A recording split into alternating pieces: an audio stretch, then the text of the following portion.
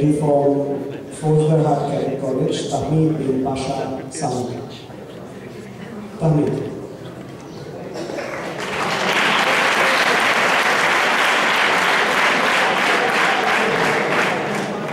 Hello, ladies and gentlemen. Good morning. Well, how are you all doing? I can see your smiles, and I know that you all are doing great. Well, let me get you a bit more relaxed. Let me tell you a story from my past vacation. Well, you see, I tried to follow my stars, so what I just did, I had a really awesome haircut. A crew cut, yes, literally with a mohawk on top of my head. My dad is sitting right here, and he's a very cool dad. After seeing my haircut, he wasn't that much cool. He was so much angry and frustrated and annoyed, he came up to me and said, "Son, what kind of haircut did you take?" I told him, "Dad, this is the new style, like that's why I took my haircut." He was so angry, he told me, "Do you know you look like a thief? If you ever think I took to the village, then people will call you a thief. Do you know why? Because in my village, when the people catch a thief, they just cut all the hair from the sides just like your hairstyle." I was so annoyed and humiliated. I thought that Mr. Peter L. Burgess, that philosopher, was completely correct. Because he said the negative side of globalization is that it removes our existing accompanying culture. And at the same time, my daddy also told me to follow the Bengali culture, not the Western culture. So what I just did, I want to answer you now, my daddy. He's sitting right here. Dad, I do believe in Mahatma Gandhi. Do you know what he said? He said, "The culture of the people resides in the heart and the soul of its citizens." And Dad, the Bengali culture resides in my heart and in my soul. May not be in my hairstyle. Yes, my dear audience, you all are doing great, and I know that. Well, the theme has been already given, and the topic that I'm going for is a 3D. That is, diversity decides destiny. Now, my dear audience, what is actually diversity? Well, diversity is something that I'm relating to cultural identities. It means to maintain and value all the cultural identities in the world. At the same time, now what is actually the deciding? Well, it is the factor which is going to take you towards your destiny. Now, what is destiny? Destiny, we all know, it fully refers to fate, our future, where we want to go. But many people may think that it has been something given to us by the Almighty Allah as a God's gift. But no, actually it isn't. It is actually something that we get by our own attitude, by our own behavior, that is our culture. Now, we all know the writer of Dover Beach, Matthew Arnold. Do you know what he said? He said, "Culture is the best that has been taught and the best that has been said in the world." So what actually culture does? It takes us directly towards the roots. It takes us down towards our ancestors' past and takes us directly to the future. So what we actually learn? We learn many things from our culture. We learn all the things that has been provided to us by our past. Now, culture varies from one country to country. We may be from the same country, but still, we have different minds, different thoughts, different ideas. And at the same time, we have different innovations, and we have different destinies. Now, what actually we see? We see that the Asian people are much more aesthetic and spiritual minded. They're actually happy with what they have achieved. So this actually shapes up their outlook towards their destiny. Now, my dear audience, we know Americans and Europeans, they are completely pragmatic. Do you know what they do? They just, without thinking what is good or bad, without the result, what they get, they just go for the aims and goals, and this is what actually how they go towards the destiny. And actually we see the different mind setup shapes up our outlook towards our future.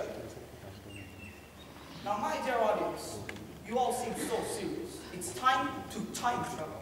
Let's take you 400 years back. In the 16th century, when we saw the Europeans were going on with the flow of the Renaissance, we saw that our kings and queens of the subcontinent were busy maintaining their luxury and entertainment. And at the same time, the kings and queens of Europe, just for instance, Queen Elizabeth, was busy making up the Oxford University, and at the same time, the London Globe Theatre, that is so-called the Elizabethan Theatre. So what we see? What actually we see that for their culture, for the rich culture, the rich habits and all those, they were far much more ahead of us. So what we see actually, culture actually makes up the man.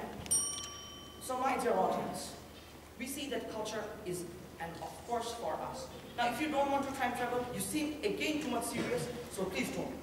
Let me just make you think about the present age. If you see at the present age, the billionaires of Eastern world and the Western world, we know the Eastern world, the owners of Qatar Airways, Etihad Airways, and Fly Emirates. What they're doing, they're just sponsoring the so-called football clubs like Barcelona, Real Madrid and Manchester City just for their own luxury and entertainment. And that's why, and also they're also making the Burj Al Khalifa and all those towers. So what we actually see? We see that they are patronizing their luxury much more than anything else. If we look at the Western world, we see that the people are much more thinking about their future. We see that Bill Gates and at the same time Mark Zuckerberg, the owner of Facebook, the site we like to go most, has donated $25 million for Ebola, for treating the patients of Ebola virus. So what we actually see, different destinies, different mindset of different thoughts, takes us to different destinies, builds up different heroes. So my dear audience, if you want to build a better future, we need to have our culture beside us. Because Jack Welch, an American businessman, said, culture brings great results. So if you want to go towards a better future, then please do have your culture. Because take it as a decider of destiny, not something for our celebration. With this, I'd like to conclude, my dear audience. Thank you all. Thank you.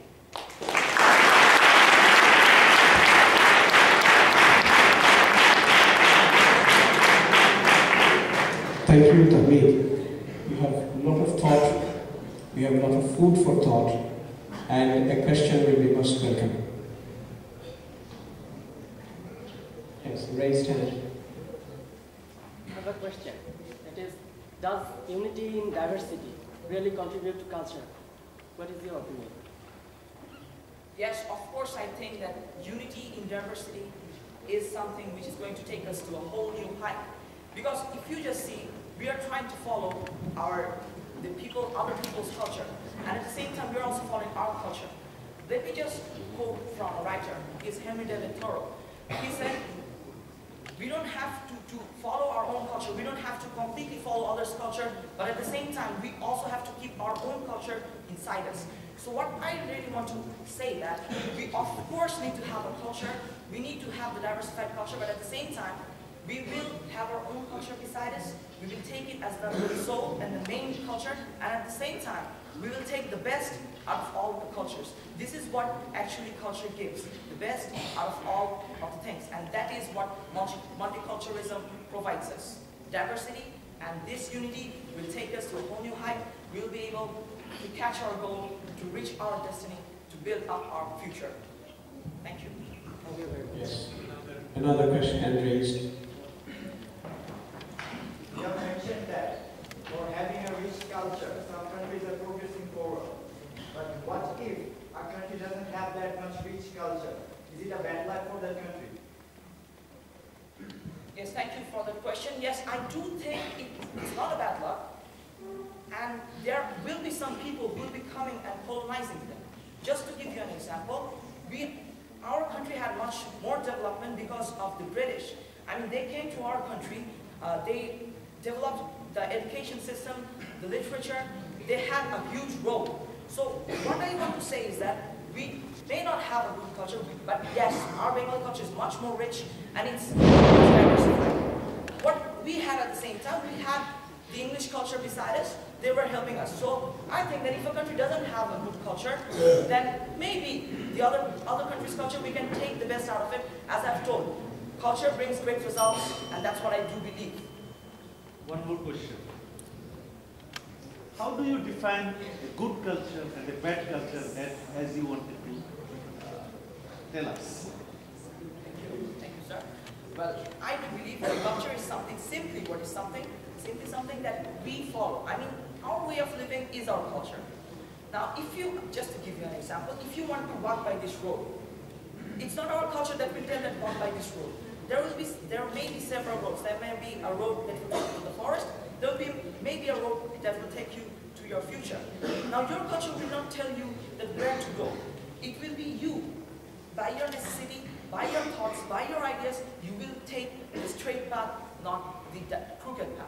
So what I just think, culture is actually our moral values and ethos. So what I do believe, culture is that kind of, our good culture is that kind of culture where we can implement our moral values, our moral ethos, and at the same time we can go for a better future by not harming anyone's feelings, but by not harming others' culture. Thank you, Tahmid. Thank you very much for a very important answer.